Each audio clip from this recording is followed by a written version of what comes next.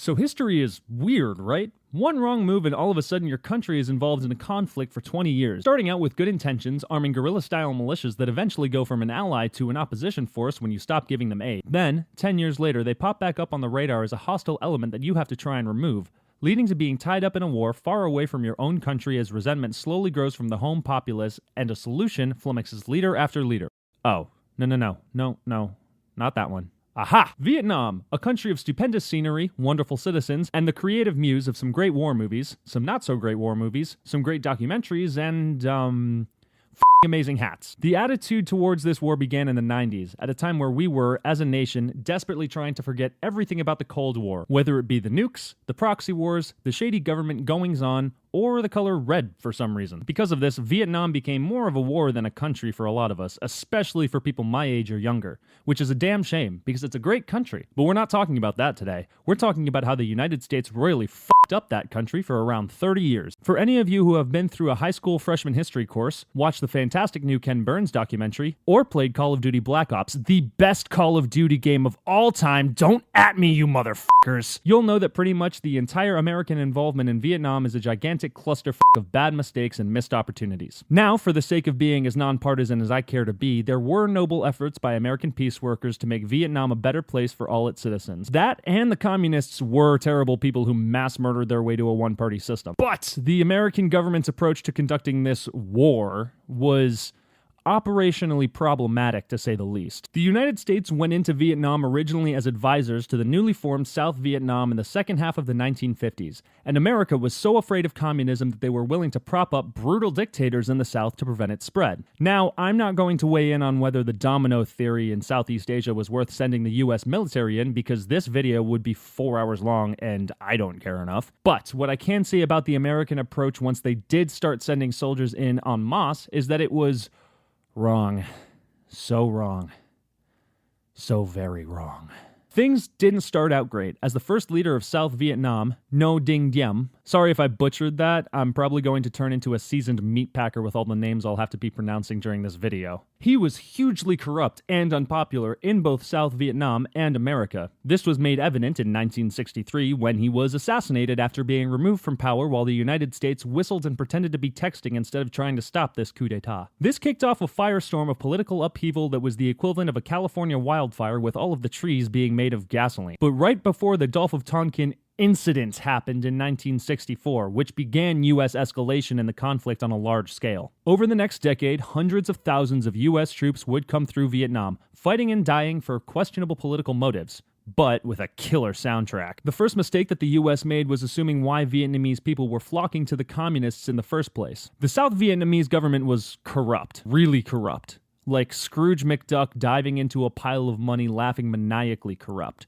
Although the communists were brutal, they offered, at the very least, the idea of a future for a whole Vietnam. Not unlike the promise that the leaders of another young nation fighting against oppressors promised their fighters. But seriously, the US assumed that they were going against a certain amount of suicidally dedicated communist fighters rather than people who had been fighting for their freedom since the end of World War II. Although it was the French, so I don't really know how effective.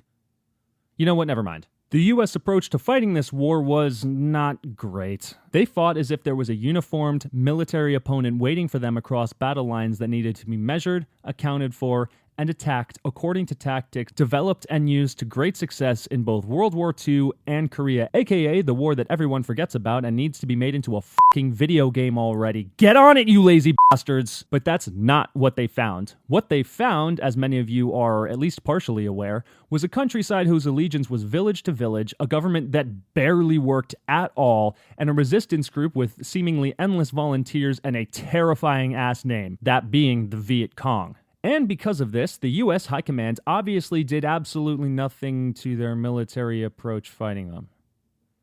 Oh, God. Looking past the fact that village burnings and taking innocent civilians prisoner by the thousands were common early in the war, and much more sinister and destructive acts occurred later towards the end, the way the US engaged the Viet Cong was ineffective anyway. The US forces operated based on search and destroy tactics, meaning they would go into an area, fight the Viet Cong and North Vietnamese army there, and when they had eventually killed enough of them, they would leave. This is like rolling up to your algebra final having studied for trigonometry, blowing through the test without reading the questions, thinking you rocked it, going out and getting piss-ass drunk, coming back the next day to find you failed and that your parents still aren't proud of you. I'm sorry, Mom! There were a lot of questionable decisions made by the US military command, but I don't really feel like going over all of them because, again, I don't want this video to need a snack break and special features. So let's just summarize the big mistakes. The US backed a horrible dictator or seven, misunderstood why the people of Vietnam were flocking to the Communist Party in the first place, and tried to fight a different war than the one that was actually going on. Phew, that's a lot of f***ing up to do in 1 decade. Slow it down there, boys. Save some for the rest of us. Now, there's a great way to fix this that I'm pretty confident on, and that is to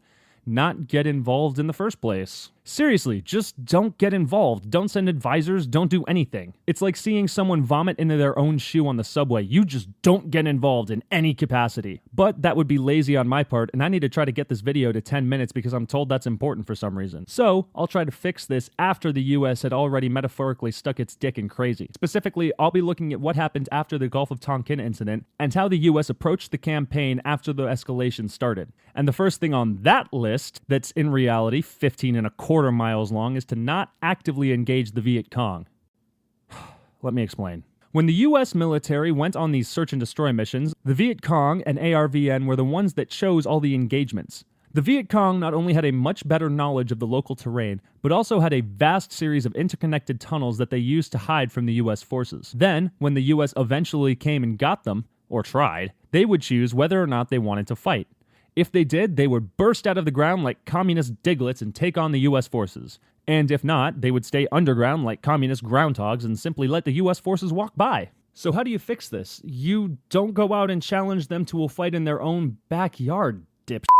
You don't rock up to someone's house looking for a fight if you're interested in not having your face caved in. One of the main criticisms from the native population about the US forces is that they would come in, kill some Viet Cong, leave, and then the Viet Cong would show back up and exact their revenge on the recently liberated but now unprotected town. Imagine if the Allies landed in Normandy on D-Day, did their thing, then went back to England for some tea thinking they had done their job.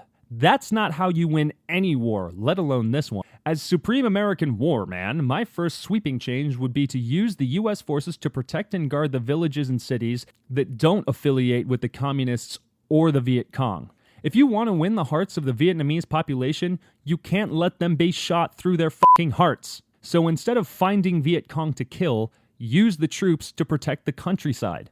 Doing that long enough and well enough will eventually cause word to spread that the US troops are here to protect you. Kind of like how you said you wanted to when you sent troops into the country to begin with. A village full of people is going to be a lot more welcoming to you if they know that you're going to protect them and not burn down their fucking village, you idiots. Along with that, I'm also going to halt the bombings of North Vietnam because they didn't fucking do anything. Oh, you want an explanation for this one? Okay. If you drop bombs on people under the ground, how is that going to do anything? The bombings were ineffective, unpopular, and destroyed the US's credibility on an international scale, especially when peace negotiations with the North Vietnamese kicked off. LBJ and Tricky Dick should have had never started these wastes of fucking ordnance, let alone allow them to continue. This should have been an easy one, my guys. Dropping the ball here. Finally, addressing my main issue on how this war was conducted was the South Vietnamese government, which was, to make a long explanation short, bullshit. As stated above, Diem was hugely corrupt and eventually assassinated, much to the delight of many citizens and the tacit support of the US government, hoping someone better would replace him.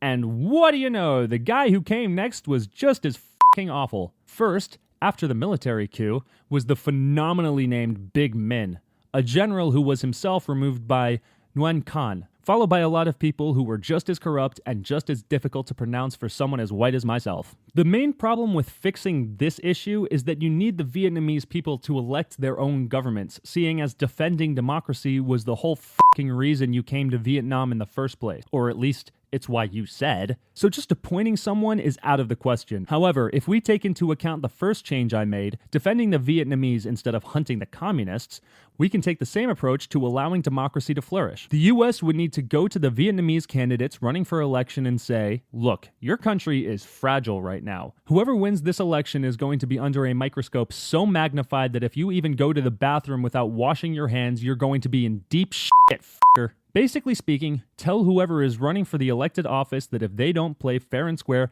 the US will pack its tanks and go. And then they'll end up like Diem did. Hopefully along with the support of the populace and the people of the countryside, as well as a ton of guns and the fact that the US would have been the only ones holding up the regime during the early days, whoever is elected by the Vietnamese people would run the country effectively and not into the fucking ground. Use that huge amount of troops and guns to guard polling stations.